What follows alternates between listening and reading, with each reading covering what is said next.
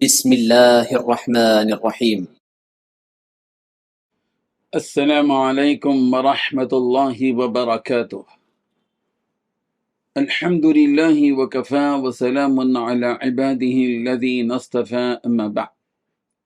حاضرین و ناظرین، یہ درس نمبر 1986 ہے اور آج سورۃ الحجرات کی 3 آیتوں کی تلاوت اور تشریح کی جائے گی، آیت نمبر 6، 7 اور 8۔ چلیے سب سے پہلے ہم ان 3 آیتوں کی تلاوت کرتے ہیں، لفظی ترجمے اور ترجمے کے بعد تشریح کرتے ہیں۔ اعوذ باللہ من الشیطان الرجیم، بسم اللہ الرحمن الرحیم۔ یا ایہا الذین آمنوا ان جاءکم فاسق بنبأ فتبينوا أن تصيبوا قوما بجهالة فتصبحوا على ما فعلتم نادمين، واعلموا أن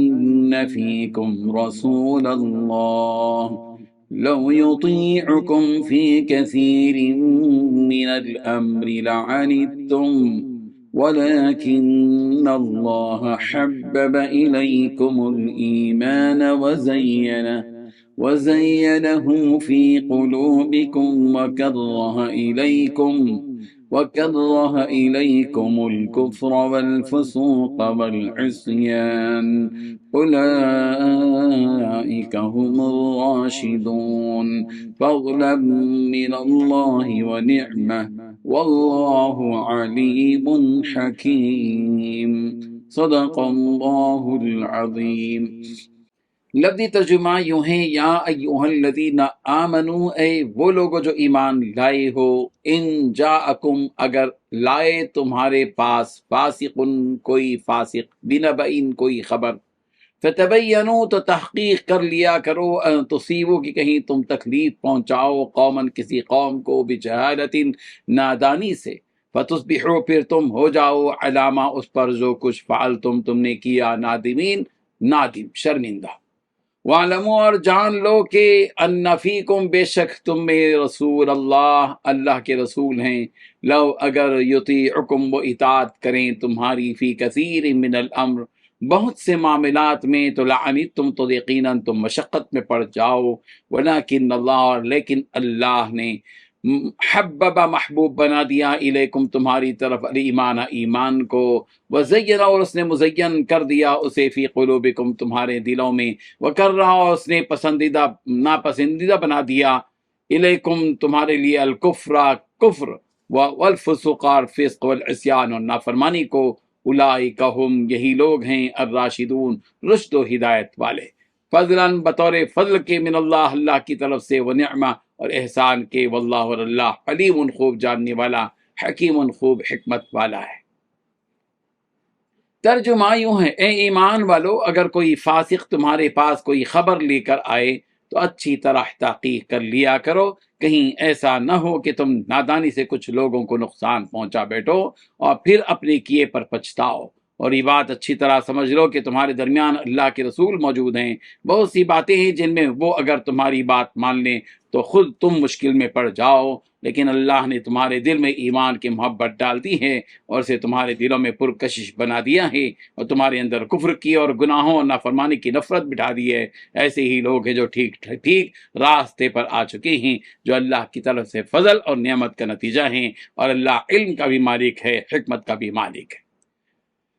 ان 3 آیتوں میں 9 باتیں بیان کی گئی ہیں۔ پہلی بات، اے ایمان والو اگر کوئی فاسق تمہارے پاس کوئی خبر لے کر آئے تو اچھی طرح اس کی تحقیق کر لیا کرو۔ دوسری بات، کہیں ایسا نہ ہو کہ تم نادانی کی وجہ سے کچھ لوگوں کو نقصان پہنچا بیٹھو اور پھر اپنے کیے پر پچھتاؤ۔ تیسری بات، یہ بات اچھی طرح سمجھ لو کہ تمہارے درمیان اللہ کے رسول موجود ہیں۔ چوتھی بات، بہت سی باتیں ہیں جن میں وہ اگر تمہاری بات مان لیں تو تم خود مشکل میں پڑ جاؤ۔ پانچویں بات، لیکن اللہ نے تمہارے دلوں میں ایمان کی محبت ڈال دی اور اسے تمہارے دلوں میں پرکشش بنا دیا۔ چھٹویں بات، تمہارے اندر کفر کی، گناہوں اور نافرمانیوں کی نفرت بٹھا دی ہے۔ ساتویں بات، ایسے ہی لوگ ہیں جو ٹھیک راستے پر آ چکے ہیں۔ آٹھویں بات، یہ اللہ کی طرف سے فضل اور نعمت کا نتیجہ ہے۔ نویں بات، اللہ علم کا بھی مالک ہے، حکمت کا بھی۔ بزرگان محترم، مسلمانوں کو اللہ اور اس کے رسول کی اطاعت کا حکم دینے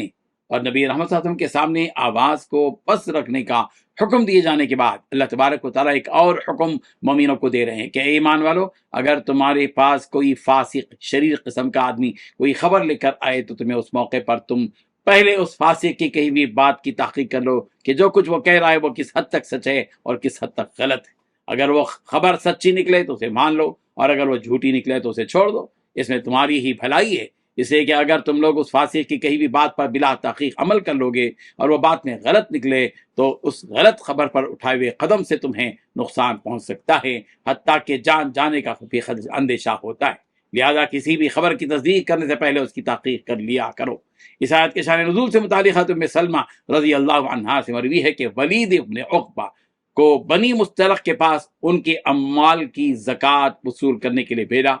جب اس بات کی خبر بنی مستلق کو پہنچی تو وہ سب حضرت ولید رضی اللہ عنہ کا اکرام کرنے اور اپنا مال ان کے حوالے کرنے کے لیے نکلے، مگر شیطان نے حضرت ولید رضی اللہ عنہ کے دل میں یہ وسوسہ ڈالا کہ بنی مستلق تمہیں قتل کرنے کے لیے آ رہے ہیں، تو وہ دوڑ کر آپ صلی اللہ علیہ وسلم کے پاس آ گئے اور کہا کہ بنو مستلق نے زکوٰۃ دینے سے انکار کر دیا ہے۔ جب بنو مستلق کو یہ بات معلوم ہوئی کہ حضرت ولید رضی اللہ عنہ واپس چلے گئے ہیں تو وہ سب نبی رحمت صلی اللہ علیہ وسلم کے پاس حاضر ہوئے اور کہا کہ ہم اللہ اور اس کے رسول کی ناراضگی سے پناہ مانگتے ہیں۔ آپ نے صدقات کو وصول کرنے کے لیے حضرت ولید کو بھیجا تھا، جس کی اطلاع ہمیں ملی تو ہم بہت خوش ہوئے اور ہمیں سکون ملا، مگر آپ کا قاصد بیچ راستے ہی سے واپس ہو گیا، جس سے ہمیں ڈر ہوا کہ کہیں یہ اللہ اور اس کے رسول کی ہم پر ناراضگی کی وجہ سے تو نہیں ہوا ہے، اس لیے دوڑے دوڑے ہم آپ کے پاس آئے ہیں۔ اس پر اللہ تبارک و تعالیٰ نے یہ آیت نازل فرمائی، یا ایھا الذین آمنوا ان جاءکم فاسق بنبأ فتبینوا، اے ایمان والو، جب تمہارے پاس کوئی فاسق خبر لے کر آئے تو اس کی تحقیق کر لیا کرو۔ ہمیں بھی چاہیے کہ جب کوئی ہمیں کسی بات کی خبر کسی سے متعلق دے تو ہمیں بھی اس کی پہلے تحقیق کر لینی چاہیے، تاکہ اس غلط خبر کی وجہ سے کوئی فتنہ اور فساد برپا نہ ہو جائے۔ حضرت حفص بن عاصم رضی اللہ عنہ سے مروی ہے کہ رسول اللہ صلی اللہ علیہ وسلم نے فرمایا، آدمی کے جھوٹا ہونے کے لیے بس اتنا ہی کافی ہے کہ وہ سنی سنائی باتوں کو بیان کرنا شروع کر دے۔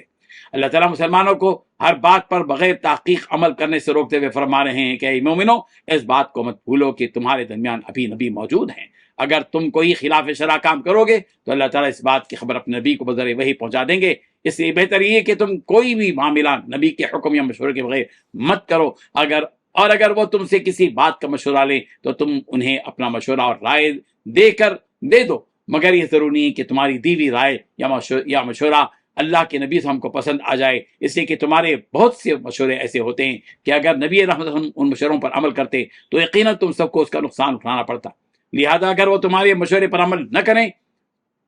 تو تم اس بات سے اداس اور ناراض نہ ہونا، اس لیے کہ نبی وہی کرتے ہیں جو اللہ کا حکم ہوتا ہے۔ اللہ تبارک و تعالیٰ نے بھی اے مومنو تمہارے دلوں میں ایمان کی محبت کو غالب اور نفسانی خواہش کو مغلوب کر دیا ہے، اور ایمان کو تمہارے دلوں میں روشن کر دیا ہے، اور اس کے ساتھ ہی بری خصلتوں یعنی کفر، فسق اور نافرمانی کی نفرت کو تمہارے دلوں میں بٹھا دیا ہے۔ تو جن لوگوں کے ساتھ اللہ تعالیٰ اس طرح کا معاملہ کرتا ہے وہ لوگ ہی ہدایت یافتہ ہوتے ہیں۔ اللہ تبارک و تعالیٰ نے یہ جو تمہارے ساتھ معاملہ کیا ہے، یعنی ایمان کو دل سے قریب اور کفر اور فسق اور فجور کو اور نافرمانی کو دور، یہ اس کا تم پر احسان اور نعمت ہے جو خاص اس نے تم پر کی ہے، اور جو بھی اللہ کرتا ہے وہ اسے بخوبی جانتا ہے، اور اس میں پوشیدہ مصلحت سے بھی وہ پوری طرح باخبر ہے۔ اللہ تبارک و تعالی ہم سب کو ان حقیقتوں کو سمجھنے کی توفیق عطا فرمائے۔ آمین۔ وآخر دعوانا ان الحمد للہ رب العالمین۔